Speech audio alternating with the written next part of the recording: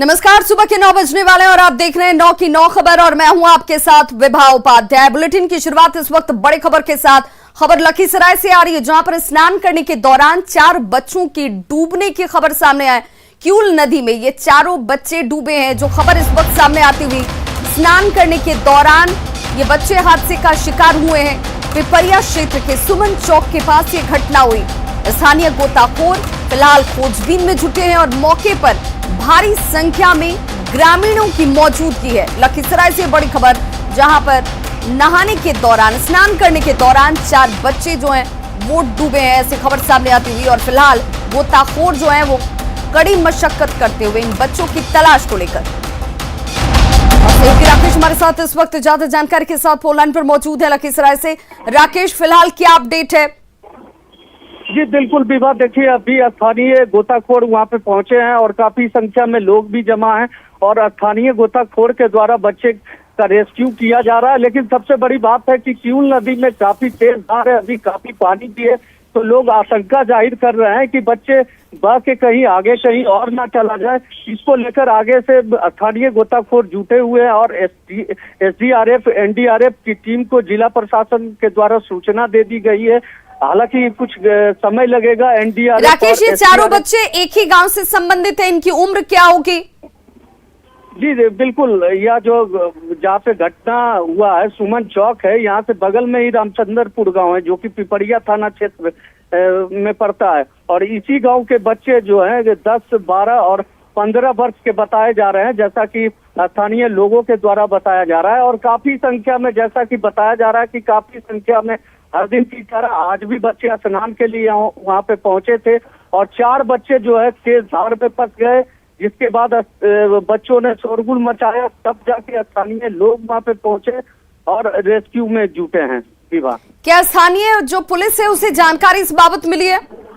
जी बिल्कुल, हमारी बात पिपरिया थाना अध्यक्ष से भी हुई थी। उन्होंने बताया कि सूचना मिला है और घटनास्थल पे हम पहुंच रहे हैं कुछ ही देर में। चलिए राकेश, इस खबर पर नजर बनाए रखिए, आगे भी अपडेट लेंगे। फिलहाल तमाम जानकारी के लिए बहुत बहुत शुक्रिया। पिपरिया क्षेत्र के सुमन चौक के पास यह हादसा हुआ है, जहां पर स्थानीय गोताखोर फिलहाल इन बच्चों की तलाश और खोजबीन में जुटे हुए हैं। भागलपुर के रंजीतपुर गांव में गंगा नदी के कारण कटाव जो है वो लगातार होता हुआ और इस वजह से ग्रामीणों में भय का माहौल है।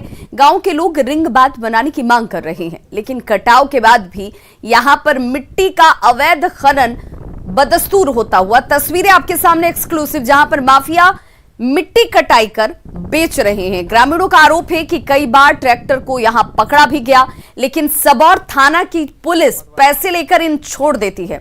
अगर इस बार गंगा में फिर से कटाव होता है तो गांव गंगा में विलीन हो जाएगा। कौन थाना है? सबौर थाना को पैसा देता है। हाँ। उसके बाद मिट्टी कटाव का एक बार पकड़ के ले गया, फिर जाएगा चौक पे, उसके बाद वहाँ से पैसा देगा, फिर छोड़ देगा गाड़ी को, फिर छोड़ देता है। हाँ। इसी तरह का रोज चलते रहता है। हाँ।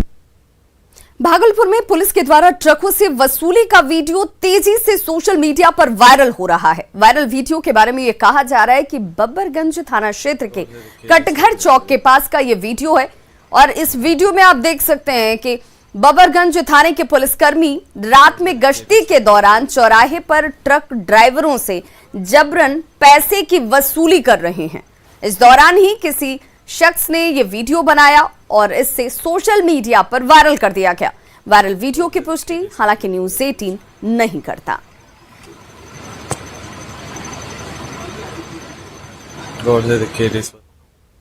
लखीसराय के तितरहाट में एक युवक को अपनी पत्नी के अवैध संबंध का विरोध करना महंगा पड़ गया।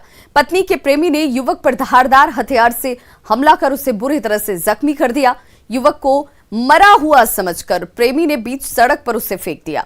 घटना की सूचना मिलने के बाद तितरहाट थाने की पुलिस ने जख्मी युवक को इलाज के लिए सदर अस्पताल में भर्ती कराया है। यहां से डॉक्टरों ने बेहतर इलाज के लिए इसे पटना रेफर कर दिया। इसके प्रेम विवाह चल रहा था, मोबाइल से बात करते रहता था। उसके बाद उसके बीच में अचानक एक बार 1 साल पहले बोला था कि तुमको हम उठवा देंगे। हम बोले तुमको उठवा देंगे, तो हम बोले, तो ये बोला, मेरा भाई बोला था ठीक है जा उठा दे, देखना उठा देना था। तो आज बीच में आए, देखिए उठाइए लिया। तो पत्नी भी उसकी बोलती थी? हाँ, क्या बोलती थी? बोलती थी हम करेंगे उससे बात, जो करना करेंगे।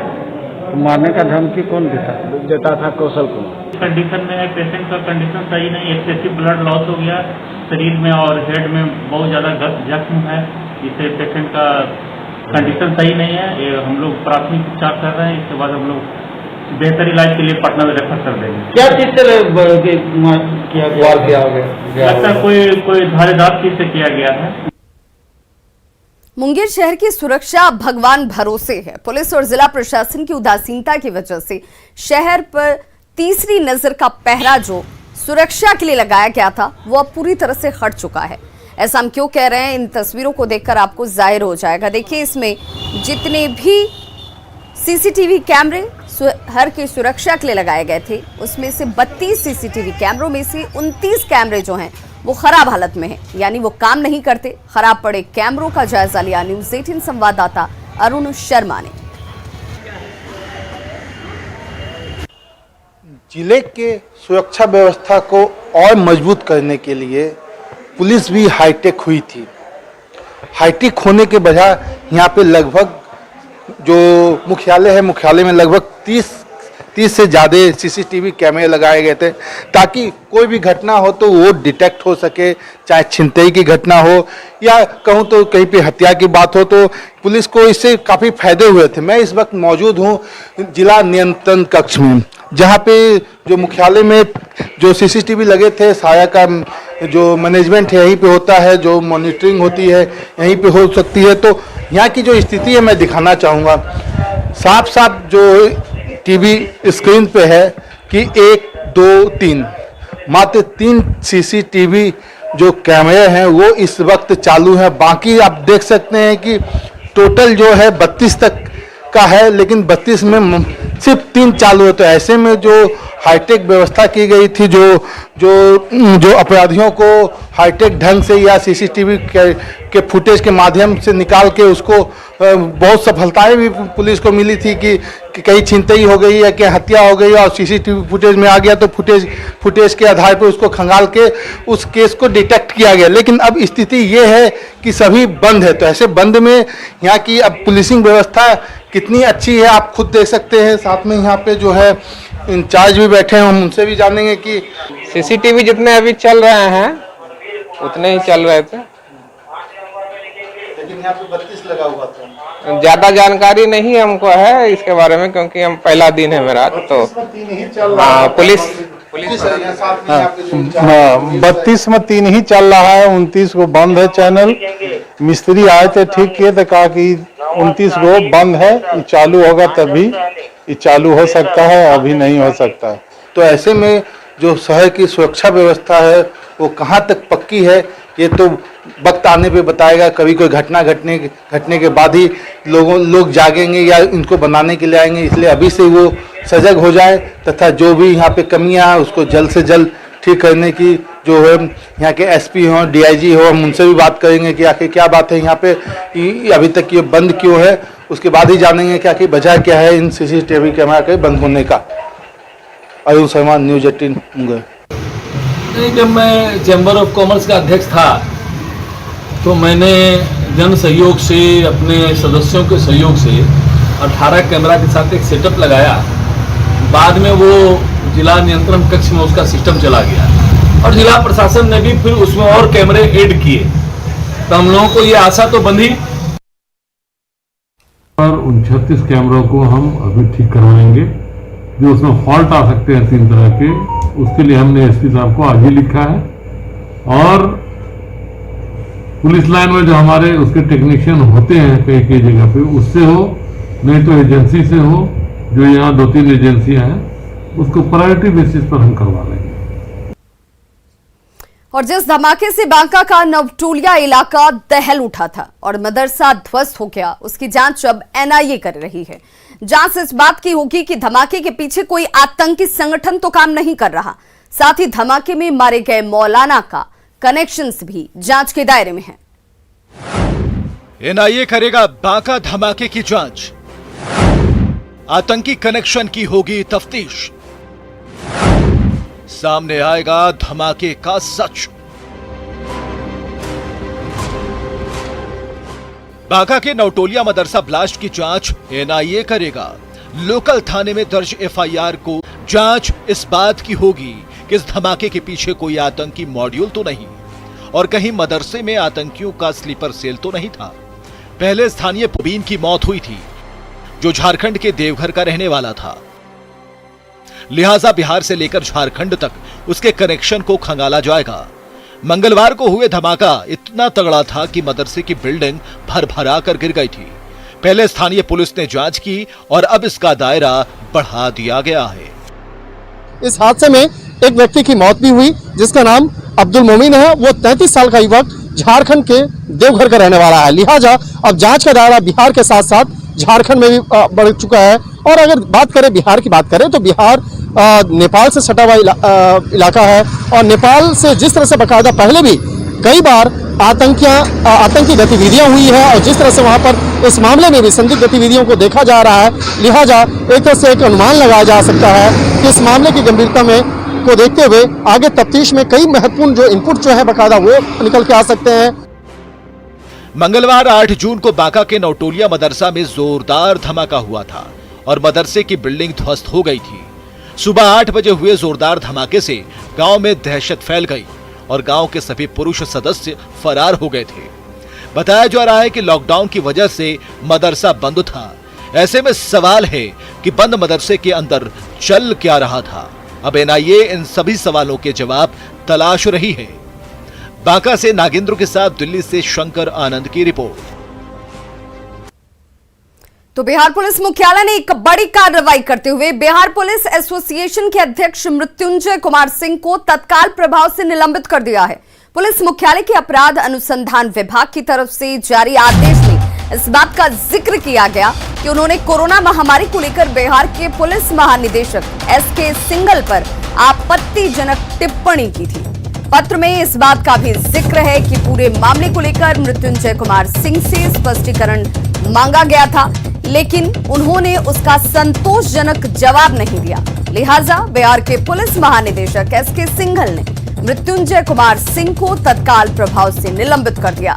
मृत्युंजय कुमार सिंह अपराध अनुसंधान विभाग में पुलिस निरीक्षक के पद पर तैनात हैं, जबकि बिहार पुलिस एसोसिएशन राज्य भर के दारोगा से लेकर पुलिस इंस्पेक्टरों का राज्य स्तरीय संगठन भी है।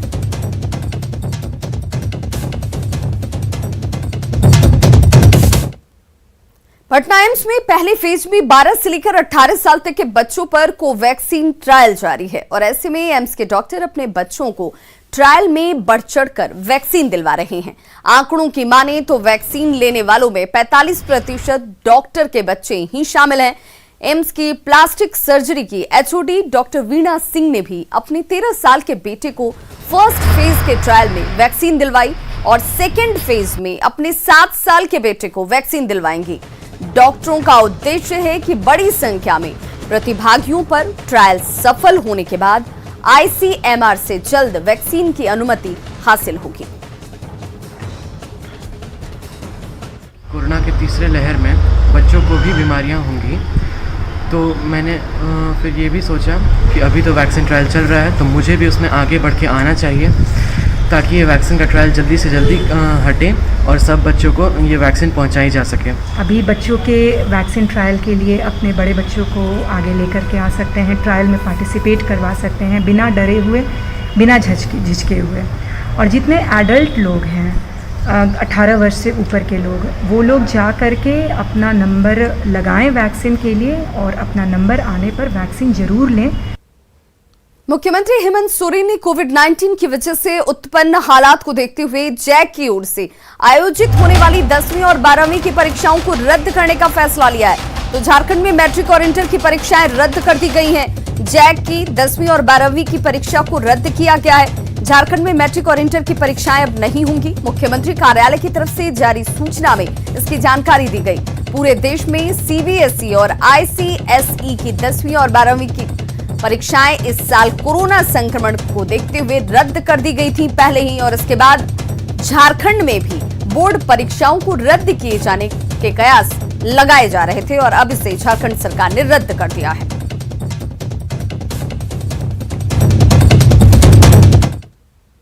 और ऐसे में ये जानना जरूरी है कि इस बार कितने परीक्षार्थी जो हैं वो परीक्षा में बैठने वाले थे। हालांकि अब ये परीक्षाएं रद्द कर दी गई हैं और किन हालातों में इसे रद्द किया गया है। तो मैट्रिक की परीक्षा की बात करें तो 4,32,000 परीक्षार्थी इस बार शामिल होने वाले थे। कोरोना संक्रमण को देखते हुए ये परीक्षाएं जो हैं वो रद्द की गई हैं, जिनमें मैट्रिक में 4,32,000 परीक्षार्थी शामिल होते। वहीं इंटर में 3,31,000 परीक्षार्थी शामिल होने वाले थे। रिजल्ट को लेकर जैक ने अपनी तरफ से तमाम तैयारियां भी कर ली थी।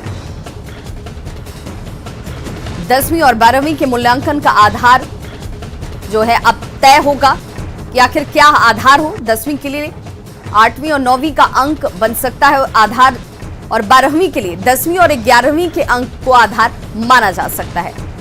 मैट्रिक का रिजल्ट जुलाई के अंत में आने की संभावना है। वहीं इंटर का रिजल्ट अगस्त में जारी होने की संभावना जाहिर की जा रही है। सीबीएसई और आईसीएसई पहले ही अपनी परीक्षाओं को रद्द कर चुका है। कुछ और खबरों के साथ जल्द होंगे वापस, बने रहिए हमारे साथ।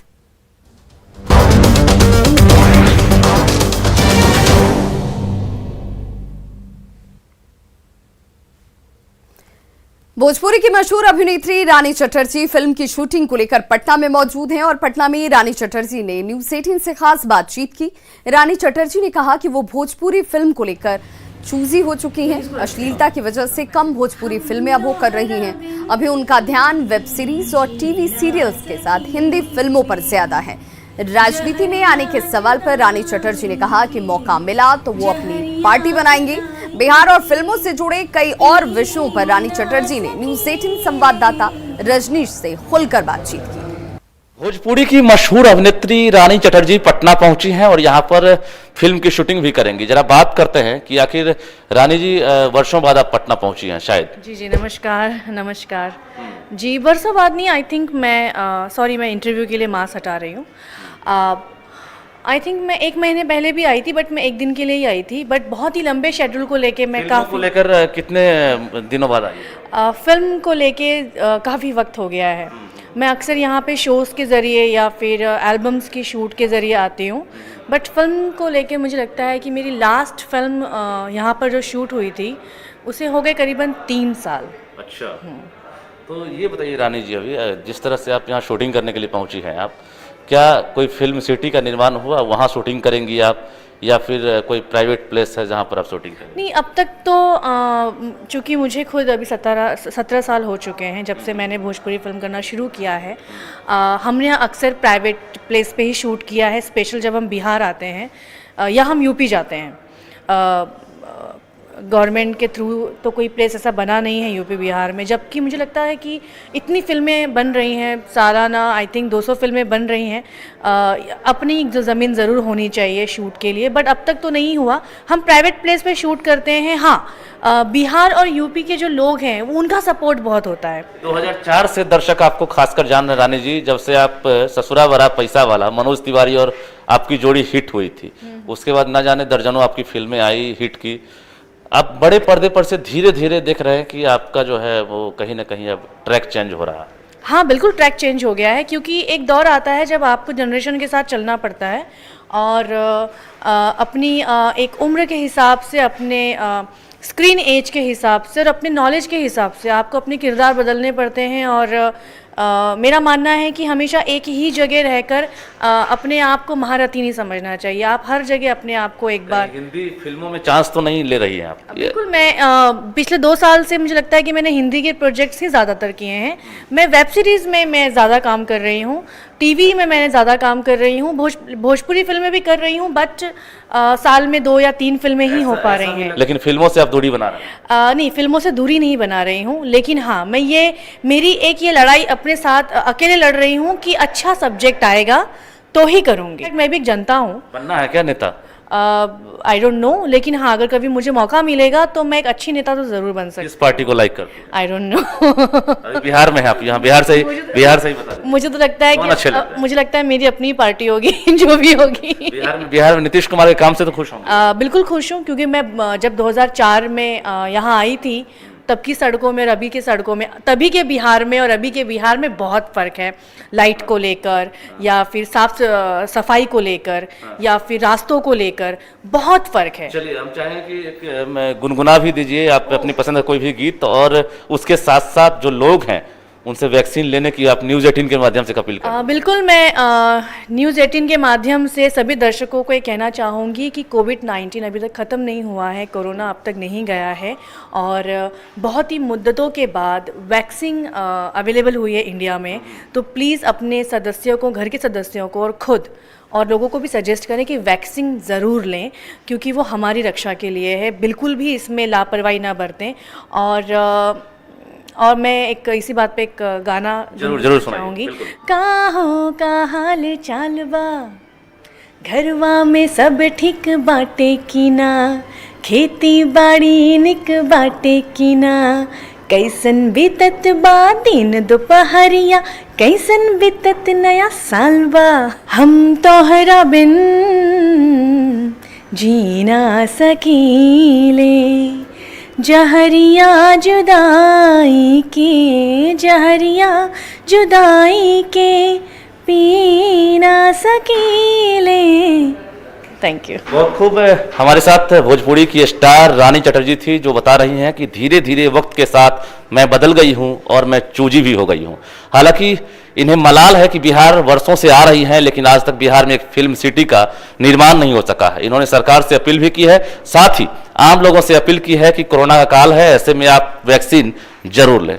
जाहिर है रानी चटर्जी किसी पहचान की मोहताज नहीं है, लेकिन भोजपुरी की अश्लीलता की वजह से धीरे धीरे भोजपुरी से ये दूरी बनाने लगी है। रजनीश कुमार, न्यूज़ 18 पटना। तो खबरों का सिलसिला लगातार जारी है, आप देखते रहिए न्यूज़ 18 बिहार झारखंड।